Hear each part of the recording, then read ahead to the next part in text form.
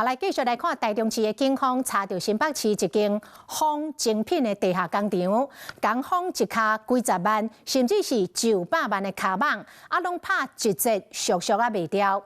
消费者收到货，佫想讲捡到便宜咯，其实这拢是仿的。讲这个嫌犯是亲身到中国仿品的工厂来学维修的技术，然后甲中国进口这个仿的卡网。家己则佫施压价来符合到顾客需要，侵权的市值超过3000万，妨用违反商标法，以上法办。房间内顿满箱啊，一个拍开，拢是爱马仕、香奈儿，是真贵的皮包啊，不过这拢是仿的。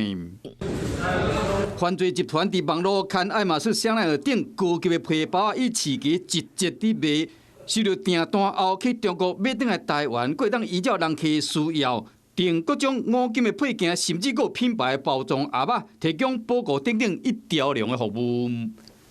仿冒精品 Hermes、Chanel 共计90余件，出估不法侵权市值逾新台币3000余万元。警方调查，嫌犯姓涂的查甫人，除了向中国买仿的皮包以外，佫亲身到仿的工厂学维修的技术。这款经典的凯利包用的原料工法拢真有路。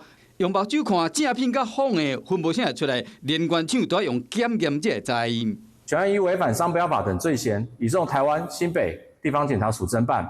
这个高级精品皮包做工真有路，佫用市价一折的价小伫卖，淹过嫌犯呢，伊买成本较无1/3。侵权的得利估计有3000万，警方呼吁消费者为正常的管道去买，唔通变成仿冒集团的方向。Hello， 我是雷亚，想要抢先掌握最及时的新闻资讯吗？赶快订阅、按赞、开启小铃铛，锁定华视新闻 YouTube 频道。